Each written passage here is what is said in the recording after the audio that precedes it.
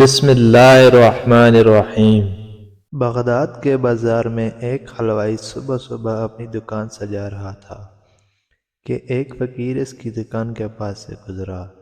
دکاندار نے کہا کہ بابا جی آؤ کچھ کھا پی لیں۔ فقیر بیٹھ گیا تو حلوائی نے گرم گرم دودھ فقیر کو پیش کیا۔ فقیر نے دودھ پی کر اللہ کا شکر ادا کیا اور اس حلوائی کو کہا کہ بھائی تیرا شکریہ، اور یہ کہہ کر فقیر چل پڑا۔ بازار میں ایک فحاشہ عورت اپنے دوست کے ساتھ سیڑھیوں پر بیٹھ کر موسم کا لطف لے رہی تھی۔ ہلکی ہلکی بوندا باندی ہو رہی تھی جس کی وجہ سے بازار میں کیچڑ تھا۔ فقیر اپنی موج میں بازار سے گزر رہا تھا کہ فقیر کے چلنے سے ایک چینٹا اڑا اور فحاشہ عورت کے لباس پر پڑ گیا۔ جب یہ منظر فحاشہ عورت کے دوست نے دیکھا تو اسے بہت غصہ آیا۔ وہ اٹھا اور فقیر کے منہ پر تھپڑ مارا اور کہا، فقیر بنے پھرتے ہو، چلنے پھرنے کی تمیز نہیں۔ فقیر نے ہنس کر آسمان کی طرف دیکھا اور کہا، مالک تو بھی بڑا بے نیاز ہے، کہیں سے دودھ پلواتا ہے، کہیں سے تھپڑ مرواتا ہے۔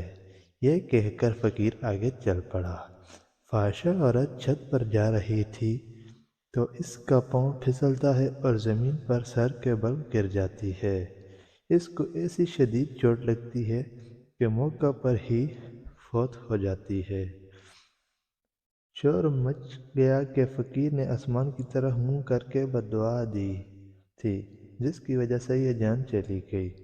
فقیر ابھی بازار کے دوسرے کنارے تک نہیں پہنچ پایا تھا، اس فحاشہ عورت کے دوست نے فقیر کو پکڑ لیا اور کہا کہ بڑے فقیر بنے پھرتے ہو، حوصلہ بھی نہیں رکھتے ہو۔ فقیر نے کہا کہ کیا ہوا؟ اس نے کہا کہ تم نے بددعا دی اور عورت کی جان چلی گئی۔ فقیر نے کہا کہ واللہ میں نے تو کوئی بددعا نہیں دی۔ تو اس شخص نے کہا کہ نہیں، تیری بددعا کا کیا درا ہے۔ جب اس نے ضد کی تو فقیر نے کہا کہ اصل بات پوچھتے ہو تو میں بتاتا ہوں کہ میں نے کوئی بددعا نہیں کی۔ یہ یاروں کی لڑائی ہے۔ لوگوں نے کہا وہ کیسے؟